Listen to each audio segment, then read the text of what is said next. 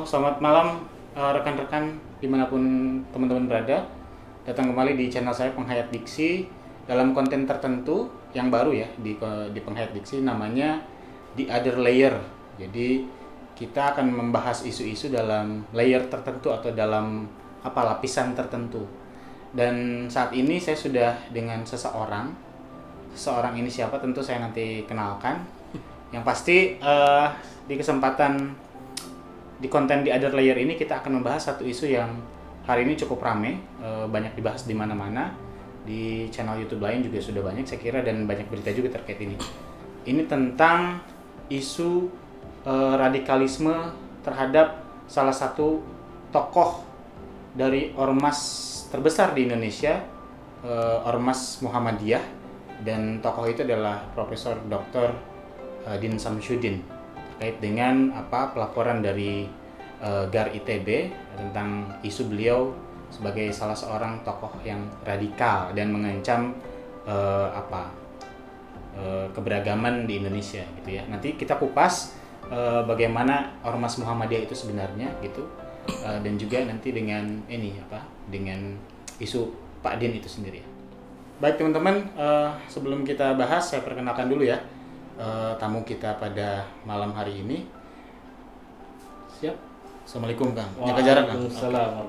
Sehat?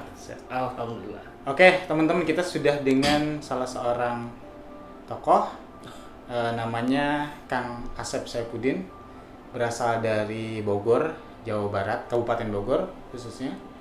Beliau ini kami undang karena memang beliau ada keterkaitan dengan Ormas Muhammadiyah. Saat ini aktivitasnya salah satunya pengurus ya Kang? Iya. Pengurus pimpinan pemuda wilayah Jawa Barat. Muhammadiyah Jawa Barat ya, Provinsi Jawa Barat. Oke, di wilayah beliau ini. Jadi saya kira nanti kita coba akan kupas terkait dengan isu Pak Din ini dalam kacamata layer seorang Muhammadiyah, bagaimana melihat isu ini, begitupun dengan terkait kemuhammadiyahannya. Selain itu Kang Asep Saifuddin ini juga menjabat sebagai komisioner ya Kang? Ya, Komisioner apa Kang di Bogor? di Komisi Perlindungan Anak Daerah Kabupaten Bogor. Komisi Perlindungan Anak Daerah Kabupaten Bogor, KPAD. KPAD. Oke, jadi ternyata concern juga masalah anak ya Kang ya? Masalah anak, kekerasan terhadap anak kayak gitu ya. Oke, saya kira itu bagian yang lain dari Kang Asep yang juga menjadi concern-nya. Tapi pada kesempatan kali ini saya kira kita akan mengupas terkait dengan bagaimana Kang Asep sebagai seorang Muhammadiyah Ya. Di organisasi aktif jelas ya. Aktif insya Terus Allah. katanya orang Muhammadiyah itu bisa dikatakan kader kalau memiliki nomor baku Muhammadiyah. Ya. Kang Asep ada ya NBM-nya? Ada. Oh ya. Oke. Jadi kita nggak salah undang. Jadi kita nggak ngundang misalnya Ya. orang Muhammadiyah yang bukan, tapi beliau punya kapasitas untuk kemudian melihat isu radikalisme yang dialamatkan ke Muhammadiyah ini. Baik, Kang Asep, santai aja kita diskusi. Siap. Tentu kita sudah tahu ya kabar kemarin yang beredar itu ada GAR ITB melaporkan kira-kira Pak Din dengan beberapa tuduhan, kalau nggak salah ada 5 tuduhan ya. Ya intinya Pak Din ini menjadi semacam tokoh oposisi pemerintah yang kira-kira akan melakukan gerakan-gerakan konfrontatif. Jadi sifatnya sudah tidak kritis tapi sudah di atas kritis, makanya disebutnya radikal, atau mungkin bahasa lain juga Pak Din merupakan sebuah teror untuk negara ini. Nah, setahu saya juga kan beberapa buku tokoh Muhammadiyah saya bahas di channel saya ini. Salah satunya tokoh Muhammadiyah bernama Ahmad Syafi'i Ma'arif, Prof. Ahmad Syafi'i Ma'arif, Buya Syafi'i. Ya. Dan saya lihat di buku-buku seorang tokoh, kan Buya waktu itu pernah jadi pimpinan ya, ketua umum. Ketua Umum. Pak Din juga pernah kan? Ya. Ya, artinya saya melihat dari nilai-nilai seorang ketum pimpinan pusat Muhammadiyah, kayaknya sih nggak bisa kalau Muhammadiyah itu disebut radikal. Lawang mereka inklusif, orang-orangnya berpemikiran terbuka, kemudian juga rata-rata pernah kuliah keluar, sehingga open minded gitulah. Kalau kemudian ada tuduhan, apalagi ini dari unsur ITB gitu, kita kenal ya ITB orang-orang cerdas lah, kok bisa ada tuduhan radikal ke tokoh yang pernah jadi imamnya orang-orang Muhammadiyah. Ya. Gimana Kang? Baik, terima kasih. Luar biasa dan ini sungguh menarik topik yang diusung pada kesempatan kali ini. Saya pikir begini, sebagai warga Muhammadiyah tentu saya prihatin dengan tuduhan tersebut. Sebagaimana juga yang disuarakan oleh kawan-kawan kita yang lain bahwa salah alamat ketika orang mengatakan bahwa Prof. Din ini sebagai orang yang radikal. Sudah jelas beliau memimpin Muhammadiyah selama 2 periode, kemudian juga pemikirannya, sumbangsih pemikirannya terhadap pemerintah juga sudah luar biasa. Gitu. Dari sisi mana kita bisa melihat beliau seorang yang sangat radikal. Ya. Seperti itu. Kemudian juga Pak Din kan kalau saya nggak salah ya pernah membuat semacam lembaga yang menaungi tokoh-tokoh antar atau lintas agama Lintas ya. agama, iya. CDCC kalau nggak salah ya, yang ada agama Hindu, Buddha segala macam. Itu ada forum yang kemudian selalu membicarakan hal-hal yang bisa kira-kira merekatkan kebangsaan kita. Jadi kalau sekarang misalnya Pak Din disebut radikal, untuk urusan misalnya sektarianisme keagamaan yang mencolok, gagal ya Kang? Sangat gagal. Gagal ya. Sangat Orang mungkin nggak baca siapa Pak Din dulu gitu ya. Iya. Oke, itu Pak Din. Dan sebenarnya memang di Muhammadiyah itu tagline-nya kan yang saya dengar atau yang sering mungkin saya baca di berbagai media, tagline-nya itu kan moderat. Moderat. Nah kira-kira apakah moderat di Muhammadiyah ini memang sebagaimana mestinya atau memang banyak juga varian di internal Muhammadiyah yang berbeda menafsirkan moderat Muhammadiyah itu? Gimana Kang? Iya, berbicara tentang moderat karena memang Muhammadiyah sendiri kan berpatokan kepada Al-Quran dan Sunnah. Yang jelas mengambil kata moderat pun ya tidak sembarangan Muhammadiyah mengambil kata tersebut. Yang menjadi tagline Muhammadiyah sebagai gerakan Islam wasatiyah atau gerakan Islam tengahan karena memang berlandaskan juga pada Al-Quran. Tentu ketika ada berbagai macam penafsiran di antara kalangan anggota Muhammadiyah menafsirkan moderat, yaitu sangat disayangkan. Saya pikir seharusnya satu suara ketika pimpinan Muhammadiyah menyampaikan bahwa yang dimaksud dengan moderat seperti hanya yang disampaikan oleh Prof. Haidar Nasir misalkan ya, bahwa Muhammadiyah sebagai gerakan tengahan yang dijelaskan juga oleh berbagai tokoh. Nah, kemudian ketika kita melihat ke bawah memang banyak penafsiran-penafsiran lain sehingga tidak sedikit di antara kader kita yang memahami Islam pertengahan itu berbeda dengan apa yang sudah disampaikan oleh pimpinan kita di pimpinan Muhammadiyah. Oke, jadi ada beda tafsir di lingkup internalnya sendiri. Di lingkup internal sendiri. Dan kemarin kan kita juga lihat lah media sosial perkembangannya, terutama ketika Pilpres ya. Iya. Pilpres itu saya kira baik di NU dan Muhammadiyah, namun saya lihat di Muhammadiyah ini agak mengeras gitu perbedaan pandangannya bahkan di internalnya. Misalnya Pak Haidar yang kira-kira lah dituntut untuk kemana Anda bersikap gitu ya. Misalnya iya Muhammadiyah moderat tapi harus menentukan pilihan 01 apa 02. Nah saya juga bingung lah, wong moderat kan artinya ya kalau preferensi politik kan sifatnya individu. Saya yakin Pak Haidar juga memilih entah 01 entah 02. Tapi kan ketika itu dialamatkan Muhammadiyah sebagai kelembagaan kan udah mencederai juga spirit moderatismenya ya. Betul. Tapi kader di bawah saya lihat di Facebook itu banyak lah.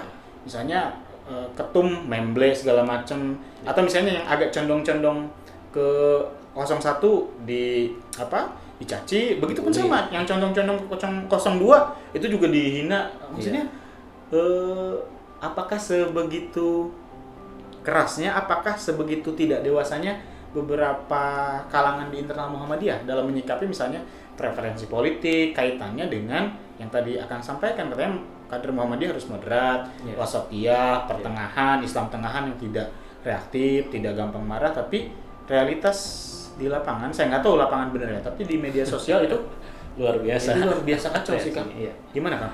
Ya, Muhammadiyah selalu menggembar-gemborkan sebagai yang memegang prinsip politik adiluhung. Artinya bahwa sikap berpolitiknya Muhammadiyah yaitu tadi moderat itu, yaitu sebagai sikap berpolitik Muhammadiyah. Jadi jangan sampai dikatakan ketika orang mengambil sikap tengahan dianggap tidak berpolitik ya. Ini juga bagian dari politik Muhammadiyah itu sendiri. Nah, namun seperti yang tadi Akang sampaikan, di bawah ya menafsirkannya lain lagi gitu. Ketika pimpinan Muhammadiyah bersikap di tengah, di satu sisi ada yang harus mendorong ke kiri, ada yang harus mendorong ke kanan, atau dalam bahasa Pilpres kemarin misalkan ada yang harus tegas Muhammadiyah nih mau ke 01 apa 02. Nah, seperti apa yang akan sampaikan ya itu jelas mencederai sikap moderatnya itu Muhammadiyah itu sendiri gitu. Ya, karena ketika berbicara politik praktis yaitu kembali kepada individu masing-masing, silahkan, tapi jangan sampai membawa label-label Muhammadiyah. Jadi Muhammadiyah yang sudah besar jangan sampai dicederai dengan sikap-sikap yang apa ya namanya kurang dewasa lah dalam berpolitik. Ya, dan itu mencederai spirit Betul. Muhammadiyah yang sudah besar sekali gitu ya. Kang, saya lupa ini dari tim sudah nyiapin kopi. Diminum dulu Kang, karena kita malam ini take-nya malam, jadi minum dulu. Mantap ini. Jadi biar lebih menghangatkan lah, tidak hanya udara, juga menghangatkan diskusi kita. Balik lagi ke Prof Din nih, Kang, isu yang GAR ITB itu, pelaporan GAR ITB. Memang beberapa kurun waktu terakhir, Pak Din ya, kita bisa baca rekam jejak di berbagai media bahwa Pak Din kira-kira bersikap oposisi terhadap pemerintah ya, atau terhadap Pak Jokowi gitu. Tapi memang oposisinya itu kan juga perlu dalam sebuah pemerintahan. Gak bisa kalau misalnya pemerintah itu tidak ada yang kontrol, dan salah satu bentuk kontrol negara yang sehat adalah melalui sipil. Dan saya lihat Pak Din mengambil posisi sebagai yang kontrol pemerintah atau mengingatkan. Tapi dalam perjalanannya itu kemarin Pak Din Samsudin juga tergabung ke dalam KAMI itu ya, Kesatuan Aksi Menyelamatkan Indonesia, yang juga diusung oleh Pak Gatot dan lain-lain, yang kira-kira oposisinya lah gitu. Padahal misalnya yang pernah diperjuangkan oleh teman-teman oposisi Presiden Jokowi juga sekarang kan jagoannya sudah masuk parlemen ya. Pak Prabowo sudah jadi menteri, kemudian Mas Dhanil juga sudah jadi stafnya gitu. Bahkan Pak Sandiaga Uno baru diangkat lagi jadi reshuffle menteri yang terbaru. Jadi kira-kira memang bentuk oposisi ini semakin kompleks. Siapa lagi yang kemudian tokoh yang bisa didukung? Nah, saya balik lagi, Prof Din ikut tergabung ke dalam KAMI itu. Dan kira-kira ini Pak Din kan sendirian sekarang. Malah yang kemudian membela Pak Din itu rata-rata kader Muhammadiyah lah. KAMI-nya gimana nih? Pak Gatot dan kawan-kawan kok hilang gitu?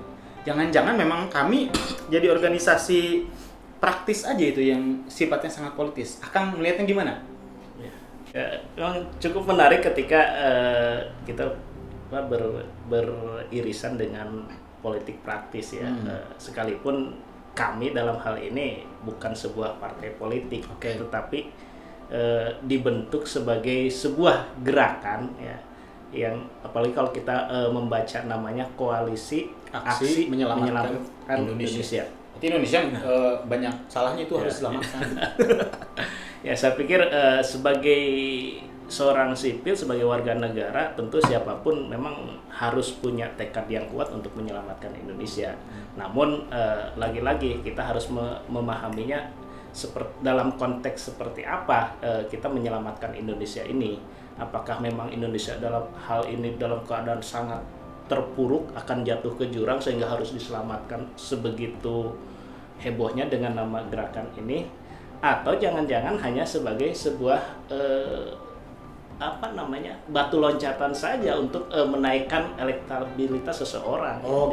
Bisa seperti itu. Menarik tuh, saya garis bawahi. Mohon maaf Kang, Akang bilang menaikkan elektabilitas seseorang. Nah saya nggak tahu ya, ini mungkin juga pertanyaan-pertanyaan liar yang ada di luar.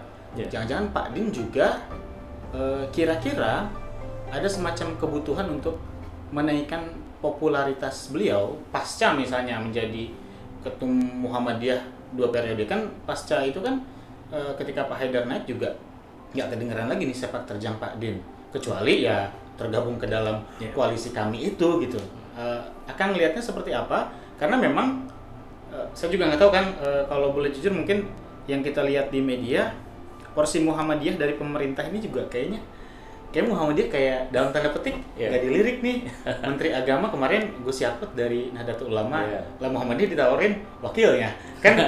Itu dalam konstelasi politik kita menarik gitu.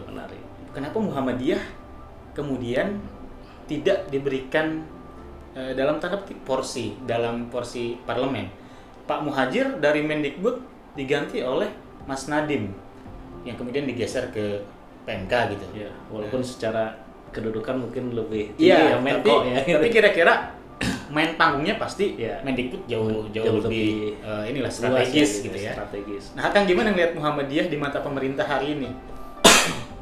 Oke.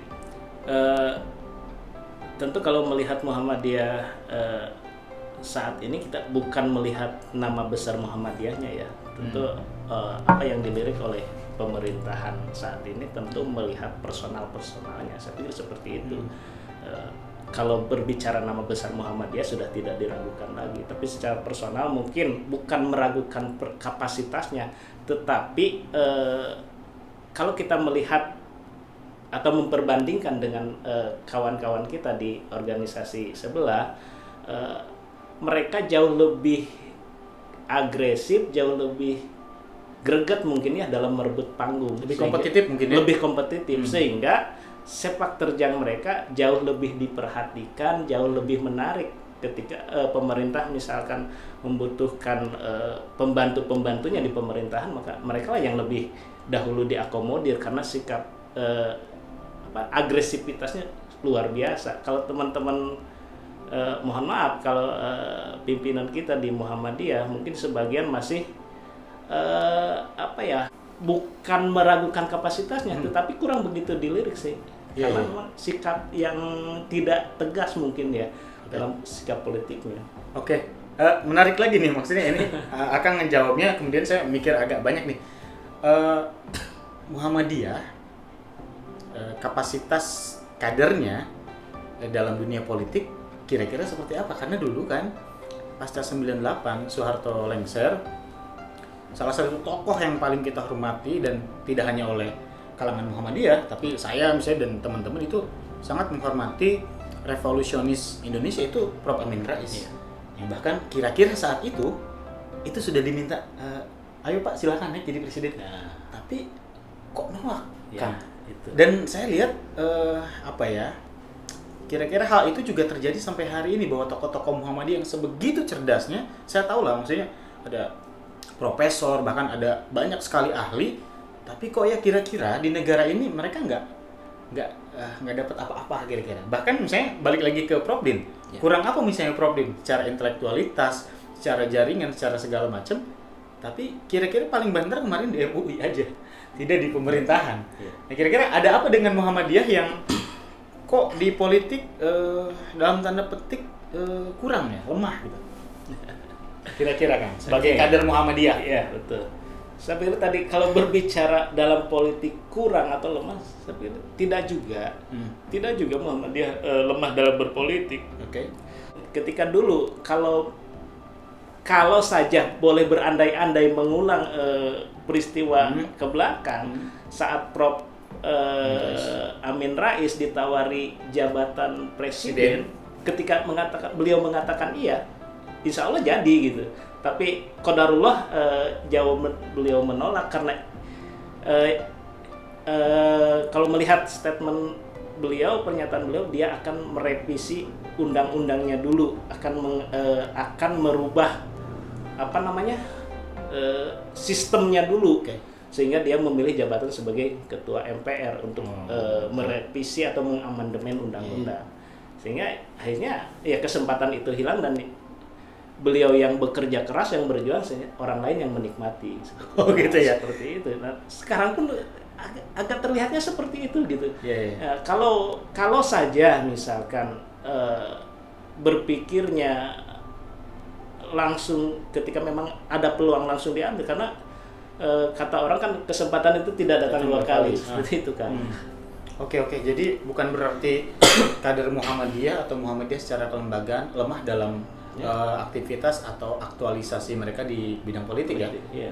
Banyak, cuman mungkin ya tadi dalam tahapan eksekusinya ada rasa malu-malu gitu ya. Itu. Oke. Terus Kang, Prof Din, ada Prof Amin Rais, ada Buya Syafi'i Ma'arif, Pak Haidar Nasir, Pak Abdul Mukti. Mereka kan sebagai pimpinan punya warna tersendiri ya. Saya juga lihat nih, maksudnya semenjak terutama Pilkada Jakarta ya, saya melihat juga melihat Muhammadiyah gitu, begitupun NU, tapi saya melihat Muhammadiyah paksi-paksinya terbelah di internal. Jadi kira-kira ada Muhammadiyahnya Buya Syafi'i, ada Muhammadiyahnya Prof Amin, ada Muhammadiyahnya Pak Haidar. Itu gimana? Dulu sih seingat saya juga ketika Pak Din menjabat ya, bahkan di kalangan tertentu Pak Din itu disebut kira-kira pluralis karena punya forum CDSS itu yang lintas agama itu. Dan dulu juga tidak sedikit yang membenci Pak Din di internal Muhammadiyah. Betul. Karena mungkin pemikirannya yang dianggap terlalu dalam tanda petik liberal gitu ya, seperti orang-orang kebanyakan yang baru pulang dari studi di luar gitu. Tapi sekarang tiba-tiba Pak Din kira-kira dirindukan lagi pasca dia beroposisi dengan Jokowi, rezim Jokowi. Nah, akan ngelihat gimana sih sikap kedewasaan kader-kader Muhammadiyah ini menyikapi berbagai warna pimpinannya gitu. Kadang iya, kadang lebih nurut dalam tanda petik ke imam di ormas lain kan. Banyak loh. Saya melihat Muhammadiyah kok lebih patuh ke imam sebelah dibanding imamnya Pak Haidar misalnya hari ini. Betul. Itu gimana Kang ngelihat kader? Akang juga kader gitu. Oke.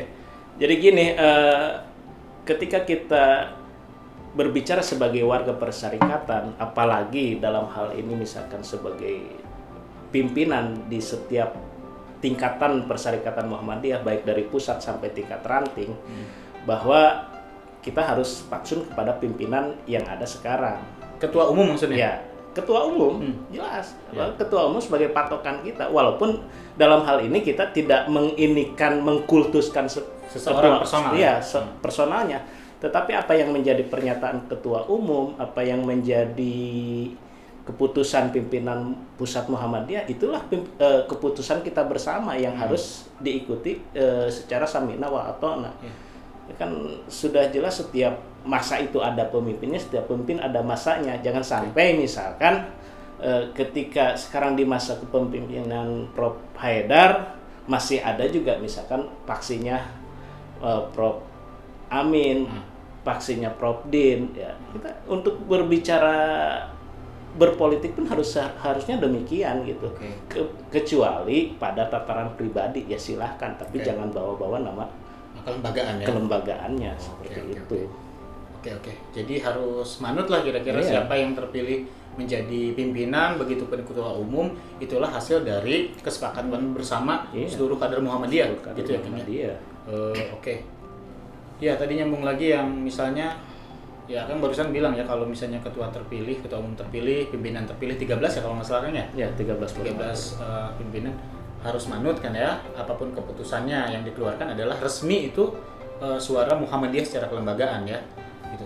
Gimana kasusnya dengan beberapa peristiwa yang lalu lah, misalnya Pak Haidar Nasir sudah menghimbau bahwa kader Muhammadiyah tidak turun ke jalan karena berpotensi ditunggangi kepentingan politik, tapi ya di lapangannya bahkan bendera Muhammadiyah masih dikibar-kibar tuh kan. Kira-kira gimana dengan kader-kader dalam tanda bandel kayak gitu kan? Ya. Kok mereka nggak mau dengar sih kata ketumnya? Kenapa itu kader macam itu? Makanya seperti yang saya bilang bahwa kalau kita berbicara kader militan atau berbicara kader apa namanya ya, yang kader yang handal di Muhammadiyah, tentu kader itu adalah kader yang memang secara secara perkaderan memang mengikuti jenjang perkaderan. Yang kedua juga taat dan patuh terhadap apa yang sudah menjadi keputusan pimpinan Muhammadiyah. Ketika memang tadi yang disampaikan pimpinan Muhammadiyah melarang misalkan warganya untuk turun aksi ke jalan, apapun namanya gitu, apapun namanya, misalkan dengan tagline bela ulama, selamatkan ulama dan lain sebagainya, saya pikir ya itu jelas mencederai apa yang sudah menjadi garis kebijakan atau garis keputusan Muhammadiyah. Walaupun kita secara ini tidak menafikan bahwa memang sebagai warga negara, apalagi sebagai umat Islam, tentu harus membela ulama, harus membela pimpinan agama, tapi dalam konteks seperti apa dan caranya juga harus seperti apa gitu. Jangan sampai kita melanggar apa yang sudah menjadi keputusan pimpinan kita di pimpinan persyarikatan seperti itu kan. Iya, Kang, makasih Kang. Terus ini juga ya, saya melihat kok kader-kader yang afiliasi dukungan kader Muhammadiyah terhadap tokoh Muhammadiyah juga kan terbagi tadi ya. Ada paksinya ini, paksinya ini. Tapi relatif itu tergantung konstelasi politiknya. Misalnya karena Buya misalnya lebih menyepakati Jokowi sebagai presiden misalnya ya saat itu, sekalipun juga banyak juga kritik Buya terhadap rejimnya Jokowi gitu. Tapi ya kader-kader tertentu di akar rumput Muhammadiyah sebegitu bencinya ke Buya. Sama persis ketika Prof Din masih menjabat ketua umum dan misalnya masuk gereja ngucapin Natal. Banyak juga kader macam itu yang kira-kira mengkritik Pak Din. Kok Pak Din bisa mengucapkan Selamat Natal, ya? Itu mencederai hati umat muslim segala macam. Tapi ketika sekarang preferensi Pak Din berlawanan dengan pemerintah, ya didukung lagi. Ini maksud saya prinsip kader-kader macam ini bagai apa, Kang? Kayak nggak jelas gitu. Nggak punya prinsip. Prinsip suka-suka. Oh, prinsip suka-suka. Baru dengar saya. Kalau dia suka ya dia dukung, kalau nggak suka ya dia caci maki. Subjektif sekali ya. Subjektif. Saya pikir ya ini terlalu subjektif. Apalagi ketika mengatasnamakan kader, saya pikir sangat jauh dari kekaderan sebagai kader Muhammadiyah. Artinya kalau tokoh Muhammadiyah ya siapapun itu, kalau dia posisinya sebagai ketum dan mengeluarkan keputusan berdasarkan kelembagaan, nah itulah keputusan Muhammadiyah. Adapun ketika sebagai seorang personal, saya pikir itu hak pribadi masing-masing. Ketika misalkan Buya Syafi'i menyampaikan pendapatnya atau argumennya yang dalam tanda petik pro ke pemerintahan sekarang dan kontra kepada yang menjadi oposisinya. Ya saya pikir itu hak pribadi. Dan lagian Buya misalnya tidak juga membawa embel-embel Muhammadiyah ya. Tidak membawa. Dia membawa dirinya sebagai Syafi'i Ma'arif. Iya, walaupun memang Muhammadiyah melekat ya. Pasti melekat. Pasti mantan ketum kan. Ya, mantan ketum. Saya pikir seperti itu. Ketika juga melihat teman-teman kita misalkan begitu semangatnya menyuarakan pembelaan terhadap Islam. Nah, dalam hal ini saya pikir bukan berarti Muhammadiyah diam ketika ada tokoh agama, ada pimpinan umat Islam atau apalah sebutannya, atau ustadz, kiai atau dikriminalisasi misalkan, dalam tanda petik orang menilainya seperti itu. Bukan berarti pimpinan Muhammadiyah diam. Tapi seperti yang saya sampaikan tadi, bahwa Muhammadiyah itu menerapkan politik adiluhung gitu. Tidak mesti ketika menyuarakan ketidaksetujuannya atau menyuarakan aspirasinya dengan harus turun ke jalan dan terlihat oleh banyak orang. Tidak mesti seperti itu. Bukankah ketika pemerintah salah, kita diamanahkan untuk menasihati pemerintah. Kan menasihati pemerintah tidak mesti mempermalukan pemerintah di muka umum. Ada bagian-bagiannya, ada porsi-porsinya. Siapa yang lebih kapasitas, yang lebih layak untuk masuk ke telinga pemerintah dalam hal ini, misalkan untuk menyuarakan aspirasinya atau menyuarakan nasihatnya ketika dipandang pemerintah itu perlu diluruskan. Jadi saya pikir tidak elok ketika harus beramai-ramai turun ke jalan, mengganggu orang banyak, aktivitas dan sebagainya. Tadi bahwa Muhammadiyah memakai prinsip adiluhung itu gitu, dan prinsip yang santun dan tidak dalam hal mempermalukan pemerintah. Oke.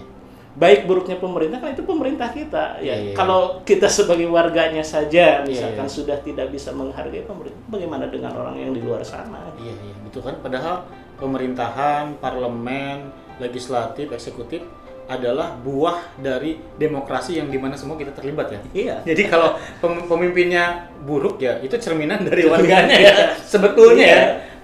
Substansinya gitu. Oke kan. Berarti saya ambil kesimpulan nih ya. Ya. Gerakan anti radikalisme dari ITB yang melaporkan Pak Din itu tidak ini ya, kira-kira tidak berlandaskan lah ya. Tidak berlandaskan. Karena saya khawatir juga gini kan, kalau misalnya yang sekarang presidennya bukan Pak Jokowi, misalnya Pak Prabowo lah katakan ya, yang kemarin juga yang sekarang masanya mendukung Pak Din untuk kemudian melawan pemerintah, jangan-jangan kalau yang presidennya Pak Prabowo dan Pak Din masih melakukan kritik, orang-orang yang hari ini membela mendukung Pak Din juga malah balik menyerang. Iya. Karena yang sudah jadi presidennya bukan Jokowi gitu. Jadi seakan-akan sekarang asal jangan Jokowi gitu kira-kira. Saya khawatirnya gitu sih Kang. Ya. Tapi berarti itu ya, bahwa tuduhan radikalisme terhadap Pak Din itu tidak berlandaskan karena beliau memang tokoh Muhammadiyah yang sudah bisa memperlihatkan nilai-nilai moderatisme gitu ya, wasatiyah, inklusivisme, dan pernah membentuk banyak forum lintas agama, lintas etnis lah kira-kira gitu ya. Jadi pernah jadi tokoh yang mempersatukan juga gitu ya. Oke Kang, ada lagi sebelum kita tutup? Sebelum tutup, ya saya pikir begini. Jadi pada prinsipnya siapapun yang jadi pimpinan tentu tidak akan terlepas dari kritik, siapapun itu. Oke. Kalau misalkan tadi kita berandai-andai yang jadi pimpinan kita sekarang Pak Prabowo, saya pikir tidak akan pernah luput juga dari kritikan itu, bahkan mungkin dari demonstrasi dan segala macamnya. Kita jangan berpikir jangan berangan-angan punya pemimpin seperti halnya Umar. Kalau kita ingin punya pemimpin seperti halnya Umar bin Khattab, kita harus seperti siapa? Iya betul. Berarti kita harus seperti Utsman bin Affan, Oh, harus iya. seperti Itu berat, kan, ya? Ali bin Abi Thalib. Ya. Sedangkan kultur di Arab sama sekali tidak koheren atau tidak persis dengan Indonesia ya. Yang notabene kita punya latar belakang kepercayaan etnis yang multi atau beragam gitu, sehingga warna di sana tidak bisa tok dijiplak di Indonesia ya. Jadi prinsipnya ya baik buruknya pemimpin kita tergantung baik buruknya kita sebagai warga negara. Apapun falsafah kebangsaannya, apapun ideologi pemerintahannya, pokoknya ya kalau rakyatnya benar, pemimpinnya benar. Itu kan ya? Ya, seperti itu. Oke, teman-teman, kita udah tanya langsung ini layer yang lain ya dari kader Muhammadiyah, Kang Asep Saifuddin dari Kabupaten Bogor, Provinsi Jawa Barat. Artinya juga sudah menjawab bahwa isu yang diangkat terkait dengan Pak Din sebagai tokoh yang radikal, membantah pemerintah, melakukan konfrontasi juga kita tidak bisa lihat itu punya landasan ya. Karena Pak Din sudah jelas artinya membangun beberapa forum silaturahmi lintas agama dan lain-lain gitu. Terkait dengan preferensi politik tentu itu hak subjektifnya Pak Din ya, bagaimanapun dia bersikap gitu. Artinya juga kita tidak boleh mudah terbawa sebuah isu karena sekarang media juga kita nggak tahu ya Kang ya, media sekarang di mana gitu kemerdekaannya gitu ya. Karena memang saya percaya bahwa harus tetap ada kontrol dari masyarakat sipil karena kemerdekaan berpendapat itulah kemerdekaan terakhir. Sekalipun misalnya kita sudah merdeka sejak 17 Agustus 1945, tapi tidak berarti bahwa jalannya pemerintahan ini akan selalu sesuai dengan harapan dan cita-cita kita bersama gitu. Harus selalu ada dialog kira-kira Kang ya. Betul, sepakat. Oke, makasih Kang Asep Saifuddin. Selamat lagi. Siap. Oke, dan sampai jumpa di konten penghayat diksi yang lain. Sampai jumpa kawan-kawan.